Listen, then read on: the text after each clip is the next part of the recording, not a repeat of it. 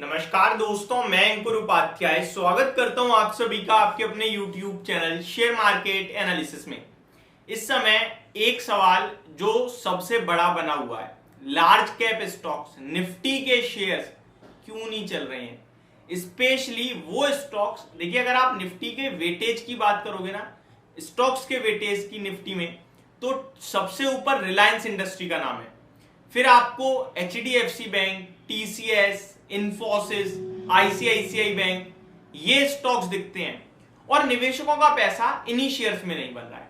अब ये शेयर्स कब तक अंडर परफॉर्म करने वाले हैं और आप लोगों को एज अ इन्वेस्टर क्या इन स्टॉक्स में निवेशित रहना चाहिए या बस यार अब छोड़ दो इन्हें, भाई 2-2.5 साल हो गए परफॉर्मेंस आई नहीं रही।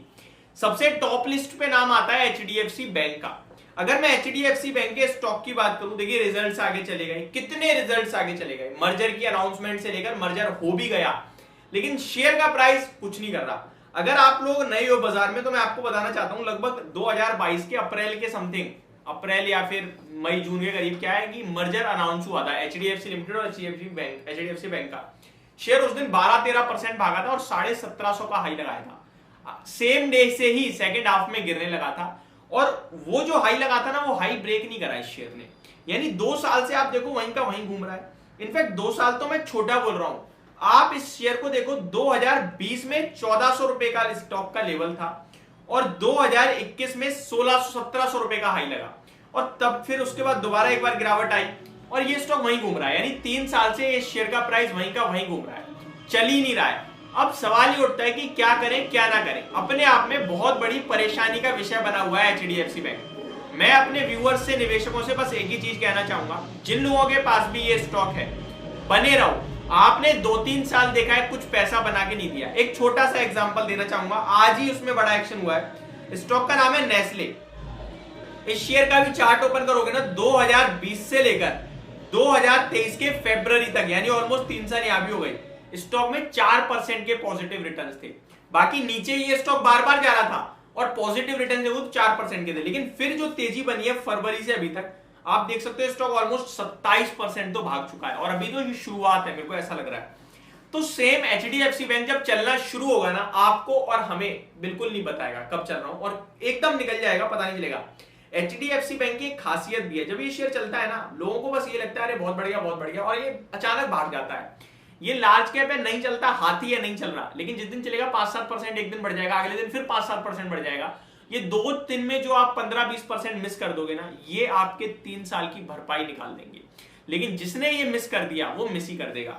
अब HDFC बैंक को एज अ फंडामेंटल देखना चाहो फाइनेंशियली, तो 11.5 लाख करोड़ का मार्केट कैप, 50,000 करोड़ का कंपनी, इनफैक्ट 55,000 करोड़ का TTM बेसिस पे प्रॉफिट, सिंगल क्वार्टर में 17,300 करोड़ का प्रॉफिट।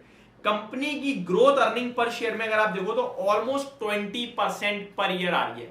तो ऐसे शेयर को छोड़ने का मतलब बनता नहीं है। परफॉर्मेंस नहीं आ रही है, मैं आपके साथ हूं, लेकिन अगर मैंने 2 साल रोका है, कुछ नहीं कमाया और निकल जाऊं अच्छे शेयर से, क्योंकि कंपनी ने तो पैसा बनाया है, कंपनी के हर एक एम्प्लॉय ने पैसा बनाया है, क्योंकि शेयर का प्राइस नहीं बढ़ा है, स्टॉक के फाइनेंशियल्स तो बेहतर हुए हैं।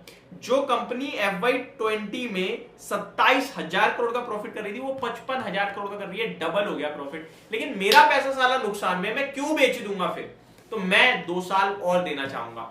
सेकंड स्टॉक भी इसी प्रकार है, रिलायंस। देखिए यहाँ पे सब लोग ये तो देख रहे हैं 2300 पे है, अपने 2 साल के लोएस्ट पॉइंट पे है। एक शेयर और भी है भैया इनका, 225 रुपए 20 रुपए पे, जियो फाइनेंस, वो इंक्लूड कर दो तो 2520 हो गया, तो 2 साल के मीडियन पे ट्रेड कर रहा है, ठीक है, उसे हटा देते हैं, आप छोड़ो। 2300 रुपए पे है, इसको लेकर भी बहुत प्रॉब्लम है।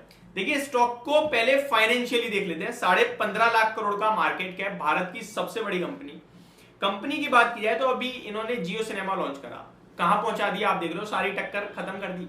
इन्होंने जियो की सिम लॉन्च करी, बाकी टेलीकॉम कंपनियां खत्म कर दी। ये जहां आते हैं सब खत्म कर देते हैं। बड़ा नाम है, बड़ा माइंड है और बड़ा बिजनेस प्लान होता है, सबको डिस्ट्रॉय करना अच्छे से जानते हैं। आज आप और हम दबा के इंटरनेट यूज कर पा रहे हैं जियो की बदौलत। अगर जियो नहीं आता तो हमारा नेट यूज करना बहुत महंगा होता। आज भी भारत कहीं ना कहीं, country all over the world देखोगे तो सबसे सस्ता आपको इंटरनेट मिलेगा भारत में। तो ये सब इसी की बदौलत तो है। कंपनी की 9 लाख करोड़ की सेल है TTM बेसिस पे, यानी बीते 12 महीने में। कोई छोटी कंपनी नहीं है। ग्रोथ पे आता हूं मैं डायरेक्ट। 10% के समथिंग कंपनी ग्रो कर रही है कंटिन्यू। अभी हालांकि टीटीएम बेसिस पे प्रॉफिट थोड़ा सा घट गया है, 74,000 करोड़ के सामने अभी टीटीएम बेसिस पे 72,900 करोड़ दिख रहा है, बट एट द एंड ये Q4 तक वापस बढ़ जाएगा, उसके टेंशन मत लो। कच्चा तेल ऊपर आ रहा है, इनको बड़ा मुनाफा होने वाला है Q3 में। तो आपको लंबे समय के लिए सोचना चाहिए। अभी की शॉर्ट टर्म या छोटी मोटी दिक्कतों से अगर आपने बेच दिया तो बड़ा पैसा छूट जाएगा।